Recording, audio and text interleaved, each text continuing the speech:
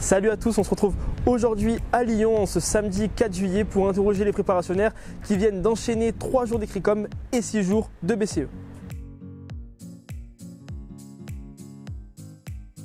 Alors, je m'appelle Ayoub El Kaolani, je suis étudiant au lycée du Parc en ECS, je suis en 2e année et c'est ma première fois où je passe les concours BCE et Écricom dans ce contexte inédit et surtout improbable. Je m'appelle Emma Bertrand et je suis au lycée Ampère.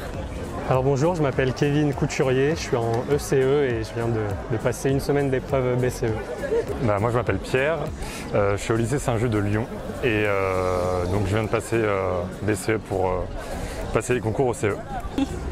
Bonjour, je m'appelle Lina et j'ai fait 2 ans de prépa ECE au lycée Ampère à Lyon. Et là on sort d'une épreuve contraction texte. J'ai assez bien vécu, même si c'était assez fatigant. Alors c'était assez long, disons que les 4 premiers jours sont passés assez vite, mais que les 2 derniers étaient, ma foi, très longs. C'est vraiment très dur, la fatigue se sent énormément. Là aujourd'hui on a encore une pause demain du coup, on a une petite pause et on finit lundi nous avec ESH, mais franchement c'est inhumain. Assez bien, des sujets un peu surprenants mais en gros ouais ça allait. C'est super fatigant, là on le ressent vraiment parce qu'en fait pendant les épreuves on le ressent pas trop parce que moi pour ma part, il y a l'adrénaline, un peu le stress etc. Mais c'est le soir, moi perso c'est quand je rentre, je suis vraiment claquée donc voilà. Mais bon, il reste encore dimanche pour se reposer, réviser un peu et donc ça va. Alors c'est vrai qu'après Écricom je pensais que ça allait aller de plus en plus fluidement, mais le fait que ce soit justement très compact cette année, le calendrier des épreuves, ça nous a un peu fatigué, surtout à partir de mercredi où on a senti la fatigue arriver. Mais bon, on lâche rien, il nous reste encore une épreuve à ce jour. Personnellement, il me reste encore une épreuve et on va tout donner pour la dernière.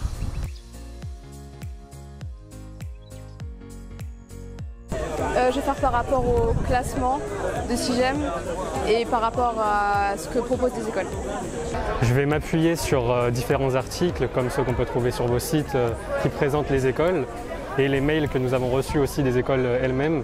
On a la chance d'avoir des médias comme vous, du coup je pense que je vais beaucoup me fonder là-dessus.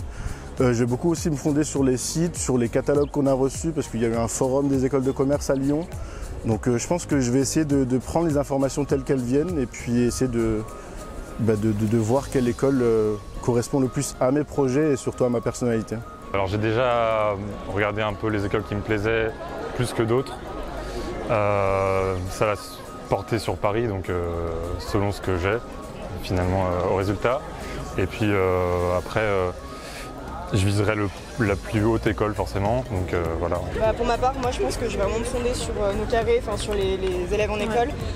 Nous à Ampère, on a eu quand même beaucoup d'écoles différentes, l'année dernière ils ont eu plusieurs écoles différentes, du coup je pense qu'on se fondera pas mal dessus et des prospectus qu'on avait eu lors des réunions qu'on avait eues avec les différentes écoles.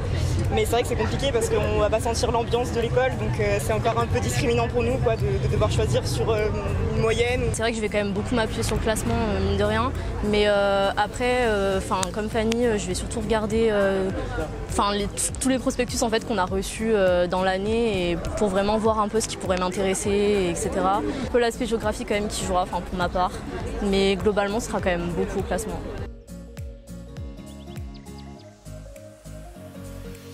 J'ai pas vraiment d'école coup de cœur, j'aimerais bien aller comme tout le monde à Paris, mais j'ai pas vraiment d'école coup de cœur préférée. Audencia.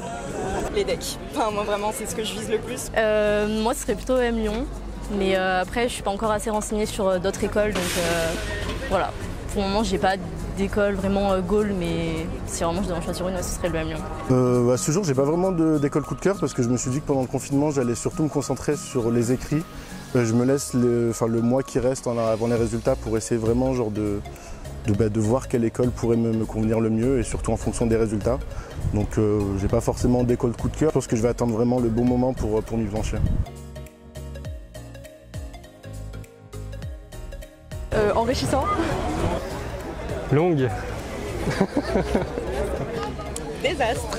Tout a commencé avec le coronavirus, donc je pense que ce serait coronavirus.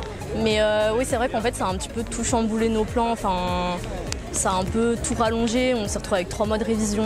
En même temps, on savait pas trop. On nous a enlevé nos oraux et tout. Donc, ouais, on peut dire qu'en plus c'est l'année de nos 20 ans, nous. Ce serait l'année 2000, je pense que là. Je pense que le mot le plus adapté, ça serait rebondissement. Comme mon collègue, je dirais longue, mais j'espère pleine de réussite. vive Mister Prépa. Vive Mister Prépa. Vive Mister Prépa. Vive Mister Prépa. Et vive Mister Prépa.